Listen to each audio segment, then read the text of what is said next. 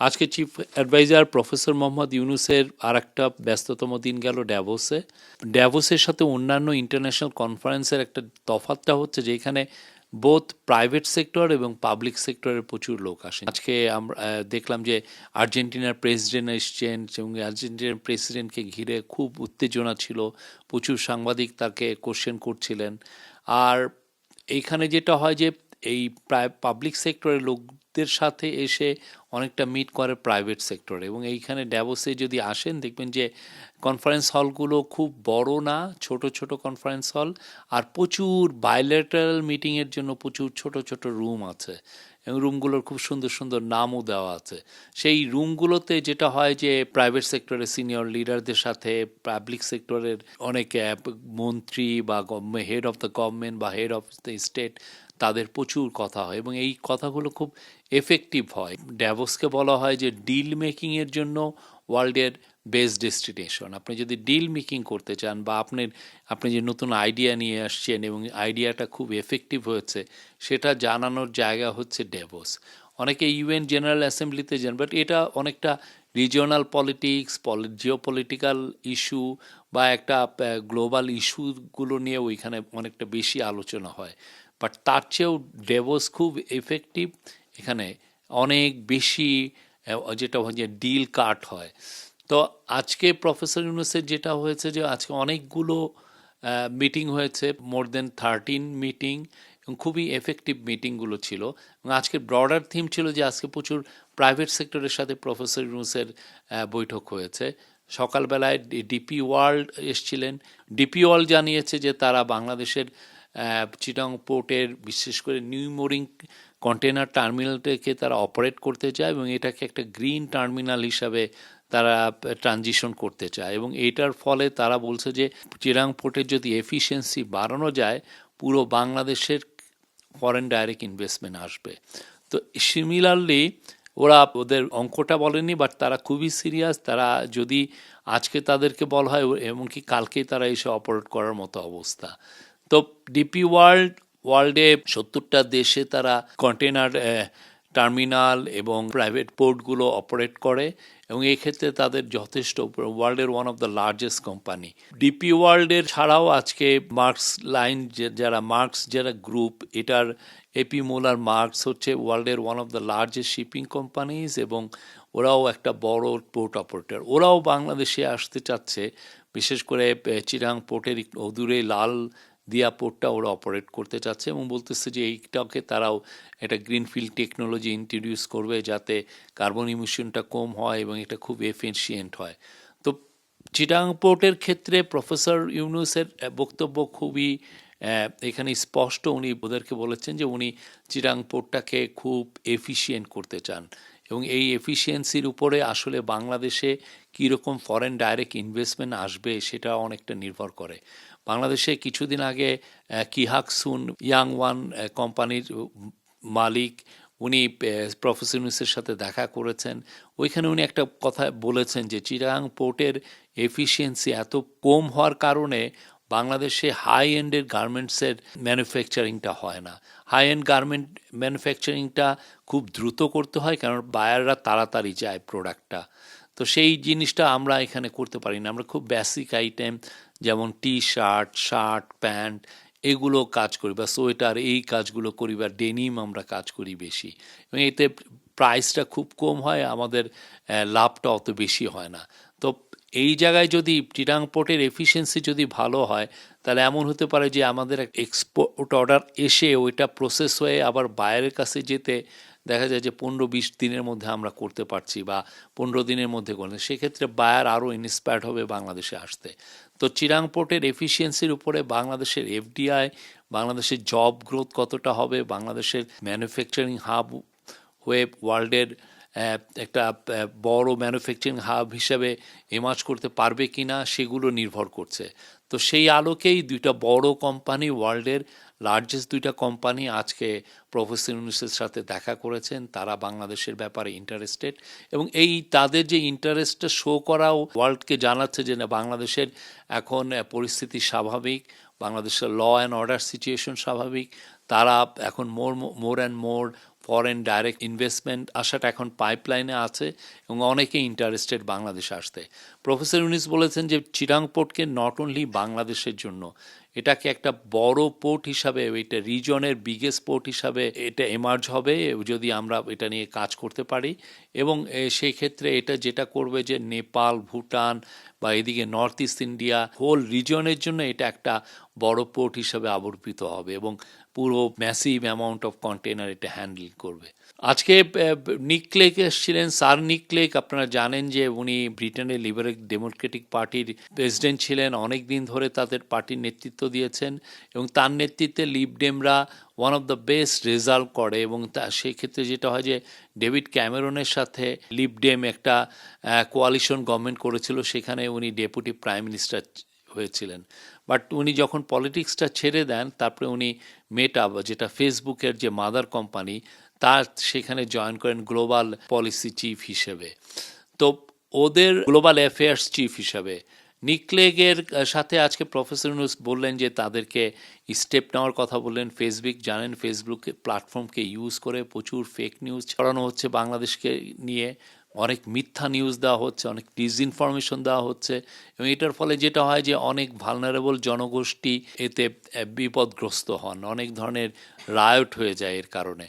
তো এটার ব্যাপারে প্রফেসর ইউনূস তাকে নিকলে বললেন যে তারা যাতে বাংলাদেশে ফেক নিউজ এবং মিস ইনফরমেশন এটাকে কীভাবে ট্যাকেল করা যায় সেই ব্যাপারে যেন আরও বেশি তারা যত্নবান হন এবং আরও বেশি স্টেপ যাতে নেন। নিক ক্লেগ তাকে আশ্বস্ত করেছেন যে তারা অলরেডি বাংলাদেশে কিছু থার্ড পার্টি ফ্যাক্ট চেক করান, সেই জায়গাটা আরও স্কেল আপ করবেন এবং অ্যাট দ্য সেম টাইম নিক ক্লেগ বলেছেন যে বাংলাদেশের তাদের স্পেশাল অ্যাটেনশন আছে, বাংলাদেশকে তারা দেখছেন।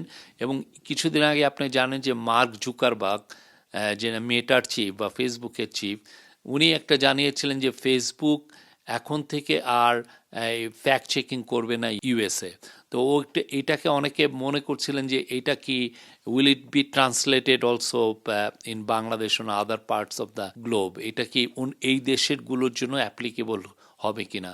কিন্তু নিক ক্লেগ আজকে সরাসরি জানিয়ে গেলেন যে না, এটা বাংলাদেশের জন্য অ্যাপ্লিকেবল হবে না, বাংলাদেশে তাদের ফ্যাক্ট চেকিংটা এখনও রোবাস্ট থাকবে এবং এই রোবাস্ট থাকার কারণে বাংলাদেশের থেকে অনেক অনেক ধরনের যে মিথ্যা তথ্য, যে ধরনের অপপ্রচার চালানো হয় সেটার ব্যাপারে তারা ওয়াকিবহাল থাকবেন এবং তারা এটার ব্যাপারে ব্যবস্থা নেবেন। এবং প্রফেসর ইউনূস বলেন যে এই মিথ্যা তথ্যের কারণে অনেক সমস্যা তৈরি হচ্ছে এবং উনি বলেছেন যে বাংলাদেশের থেকে গত শেখ হাসিনার সময় যারা প্রচুর টাকা বাইরে পাচার করে নিয়ে গেছেন, বিলিয়নস অফ ডলার যারা পাচার করেছেন, তাদের একটা বড় টাকা এখন বাংলাদেশের বিষয়ে মিথ্যা তথ্য ছড়ানোতে ব্যয় হচ্ছে এবং এটা একটা ফ্লারিশিং ইন্ডাস্ট্রি হিসেবে এমার্জ করেছে।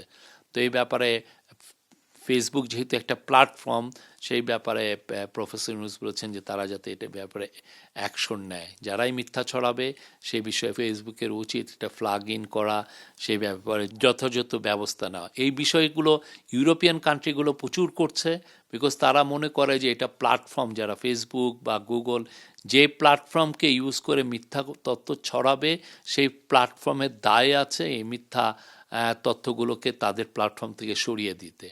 তো এই জন্য আমরা আশা করব যে ফেসবুক এই ব্যাপারে খুব অতি সত্বর বড় একটা মুভ নিবে।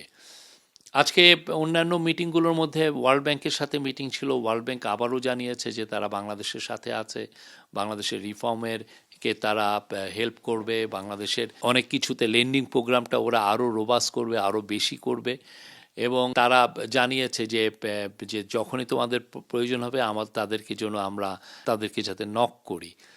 এছাড়া আজকে মিটিং ছিল আলগোরের সাথে। আলগোর প্রফেসর ইউনূস, আলগোর আপনারা জানেন যে former vice president of America এবং উনি খুবই ইনফ্লুয়েন্সিয়াল ব্যক্তিত্ব আমেরিকায়। উনি যখন ভাইস প্রেসিডেন্সি ছেড়ে দিলেন তারপরে উনি একজন সাকসেসফুল এনভায়রনমেন্ট এবং ক্লাইমেট চেঞ্জ অ্যাক্টিভিস্ট হিসেবে গ্লোবাল সিনে এমার্জ করলেন এবং এখন ওনাকে সব জায়গায় দেখা যায় যে উনি ক্লাইমেট চেঞ্জ নিয়ে খুব বড় রকমের অ্যাক্টিভিজম করছেন। তো আল গোরের সাথে আজকে স্যারের গতকালও দেখা হয়েছিল, আজকে 1-to-1 মিটিং হয়েছে এবং সেখানে আল গোর বাংলাদেশের যে রিফর্ম প্রোগ্রামের বিষয়ে আলাপ করেছেন। উনি তার সাপোর্টটাকে জানিয়েছেন বাংলাদেশের রিফর্ম, বাংলাদেশের সামনের ইলেকশন প্রক্রিয়াকে উনি সাপোর্ট জানিয়েছেন। আল গোরের সাপোর্টটা ক্রুশিয়াল বিকজ আল গোর এখনও ডেমোক্রেটিক পার্টির একজন স্টল ওয়ার্ড হিসাবে দেখা হয় এবং আমেরিকান পলিটিক্সে irrespective of any partisan affiliation সবাই তাকে একজন এল্ডার স্টেটসম্যান হিসাবে দেখে। এছাড়া আজকে আরও কিছু কিছু মিটিং হয়েছে, কিছু কিছু প্রোগ্রামে একটা ইউনুস এনভায়রনমেন্ট হাবের প্রোগ্রামে উনি বক্তৃতা দিয়েছেন। আজকে ওনার কয়েকটা ইম্পর্টেন্ট সাক্ষাৎকার হয়েছে। ওনাকে রয়টার সাক্ষাৎকার নিয়েছে, ওনাকে মার্টিন ওলফ যিনি ফাইন্যান্সিয়াল টাইমসের one of the best journalist, খুবই নামকরা ওয়ার্ল্ডের বড় জার্নালিস্ট হিসেবে পরিচিত এবং তার লেখা ওয়ার্ল্ডের সমস্ত বড় বড় সিইওরা পড়েন। মার্টিন ওলফ এবং গিডিয়ন রাহমান তারা দুইজন তার সাক্ষাৎকার নিয়েছেন। পরবর্তীতে সিএনবিসি এবং ক্লাউস শোয়াব যিনি এই ওয়ার্ল্ড ইকোনমিক ফোরামের যিনি সবচেয়েতে ফাউন্ডার এবং এটাকে একজন ওয়ার্ল্ডের একদম যেটা বলে যে ডিল মেকিং ক্যাপিটাল বা সবচেয়েতে happening place in the world বানিয়েছেন ক্লাউস শোয়াব। ওই ক্লাউস শোয়াবু প্রফেসর ইউনুসকে ওয়ার্ল্ড ইকোনমিক ফোরামের হয়ে একটা সাক্ষাৎকার নিয়েছেন। আমি বলবো যে খুবই ঘটনাবহুল একটা দিন। এছাড়াও আজকে অ্যামনেস্টি ইন্টারন্যাশনালের সেক্রেটারি জেনারেল অ্যানিয়েস কালামার্ড এসেছিলেন স্যারের সাথে দেখা করতে। তারা অনেক বিষয় নিয়ে আলাপ করলেন, রিফর্ম প্রক্রিয়া নিয়ে আলাপ করলেন, বাংলাদেশের হিউম্যান রাইটস নিয়ে আলাপ করলেন এবং বাংলাদেশের হিউম্যান রাইটস কমিশন, আপনি জানেন কিছুদিন আগে তাদের এই হিউম্যান রাইটস কমিশন হাসিনার আমলে বরঞ্চ লেজুর ভিত্তি মানুষের হিউম্যান রাইটস ডিফেন্ডিং না করে বরং লেজুর ভিত্তি করেছে। সেই লেজুর ভিত্তির জায়গা থেকে অনেকে যারা যারা এটা করেছে তাদেরকে এখন সরিয়ে দেওয়া হয়েছে। এই ইন্টারিম গভর্নমেন্ট সেই ন্যাশনাল হিউম্যান রাইটস কমিশনকে আবার কিভাবে ঢেলে সাজানো যায় এবং এখানে যাতে ক্লিন ব্যক্তিত্ব সম্পন্ন লোকজনকে যাতে আনা যায় সেই বিষয়ে চেষ্টা করা হচ্ছে। কালামার্ট এই বিষয়ে আলাপ হলো। এছাড়া মায়ানমারের ইস্যু নিয়ে আলাপ হয়েছে। নতুন নতুন প্রচুর রোহিঙ্গা বাংলাদেশে আসছে। জানেন মায়ানমারে বিশেষ করে রাখাইনে এক ধরনের সিভিল ওয়ার চলছে। এর ফলে এই পুরো সিভিল ওয়ারের মাঝখানে পড়ে গেছে রোহিঙ্গা জনগোষ্ঠী এবং ওইখানে যারা রোহিঙ্গা গোষ্ঠী এখনও আছে তাদের একটা বড় অংশ আবার বাংলাদেশে আসছে বা আসার চেষ্টা করছে। তা এটা লেটেস্ট কাউন্ট অনুযায়ী 70,000 মতো রোহিঙ্গা বাংলাদেশে এসছে। অলরেডি আপনারা জানেন যে 1 মিলিয়নের বেশি, 10 লাখের বেশি রোহিঙ্গা বাংলাদেশে আছে, সাথে আরও অ্যাডেড আরও 70,000 হয়েছে। এই বিষয়ে আলাপ হয়েছে। রোহিঙ্গাদের বিষয়ে আমরা কি ভাবছি, প্রফেসর ইউনুস বলেছেন যে রোহিঙ্গাদের নিয়ে একটা বড় ইন্টারন্যাশনাল একটা কনফারেন্স হবে এবং এই ইন্টারন্যাশনাল কনফারেন্সটা এই বছরই শেষের দিকে সেকেন্ড হাফে হবে এবং এখানে ইউএনের এটার ব্যবস্থাপনায় থাকবে বাংলাদেশ এবং ইউএন জয়েন্টলি এটা হোস্ট করবে এবং ওয়ার্ল্ডের 170টার মতো দেশ এটায় পার্টিসিপেট করবে এবং সেইখান থেকে আমরা আশা করছি, প্রফেসর ইউনুস আশা করছেন যে এর মাধ্যমে ওয়ার্ল্ডের ম্যাপে গ্লোবাল যে নিউজ সাইকেলে আবার রোহিঙ্গার ইস্যুটা আবার প্রাধান্য পাবে, মানুষের আবার ফোকাসটা ফিরে আসবে এবং ফোকাসটা ফিরে আসলে যেটা হবে যে রোহিঙ্গা নিয়ে আমরা আরও অনেকের সাথে কথা বলতে পারবো এবং এটার একটা ডিউরেবল সলিউশন, এটার একটা সলিউশনটা কীভাবে পাওয়া যায় এটা নিয়ে কাজ করা যাবে। আজকে এগুলোই ছিল। আগামীকাল আরও কিছু মিটিং আছে, কয়েকটা ইন্টারভিউ আছে এবং আশা করা যায় আগামীকাল আমরা সেকেন্ড হাফে প্রফেসর ইউনুস দেশের উদ্দেশ্যে রওনা দিবেন।